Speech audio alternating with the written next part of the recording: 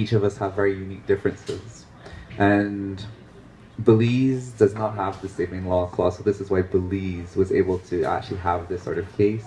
And in my bio, we mentioned ECADE, and ECADE is actually taking the mandate to look at litigation and partnering with various organizations internationally in doing that research and actually looking at bringing or dealing with litigation within, and ECADE is only looking at a certain section of the Caribbean. This is the Eastern Caribbean, and this will be from the Virgin Islands to Grenada, that the chain that comes down there.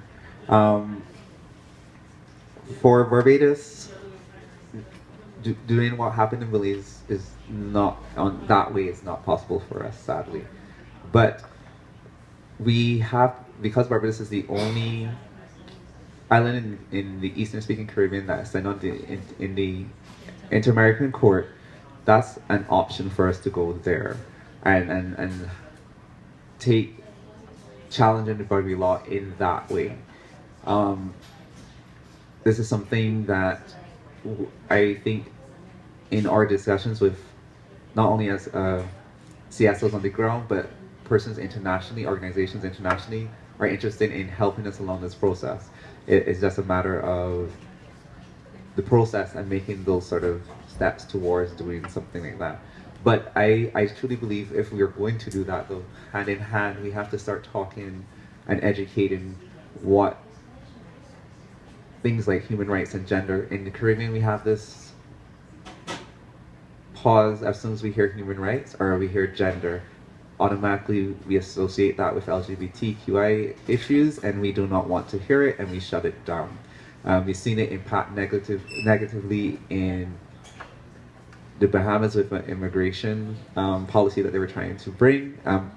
Bahamas, like Barbados, in their immigration law, things that they wanted to change is like a woman has to prove her children are hers for her to give them status if they're born outside the country. A father gets that automatically.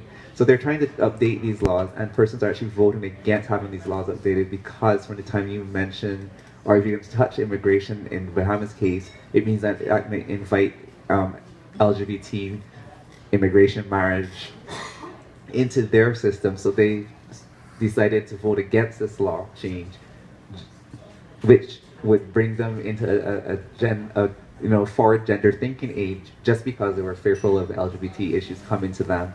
In Grenada, constitutional reform was happening, and in their constitutional reform there's a bill for gender-based violence, and in it it's the equality states between a man and a woman, but just because the word gender was there, again, they voted no against everything in that whole entire constitutional reform because they did not want this word gender and what that might mean, because it might open up the door for LGBT issues to be spoken about in their country.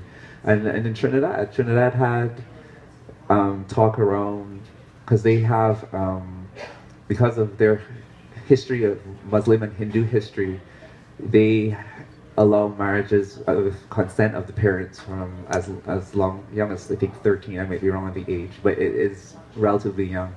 And in having this discussion about changing that to up the age to 16, I think again the churches have been all the faiths, be it Muslim, Hindu, or the Christian diocese, have been against it, saying the state should not be involved in changing any marriage law, because if they touch any marriage laws on the books, it means then we can start talking about changing laws for LGBT marriage. So with a background of that in the Caribbean, when we are going to start talking about changing the boundary law, we have to first start talking to persons in the communities and saying, human rights are not just LGBT. Human rights are broader. It deals with us. It deals with your family. It deals with your children. It deals with your brothers, your sisters, your aunts, uncles, parents, and that everybody has the right to access certain basic needs, and that, like, from security to education to health, and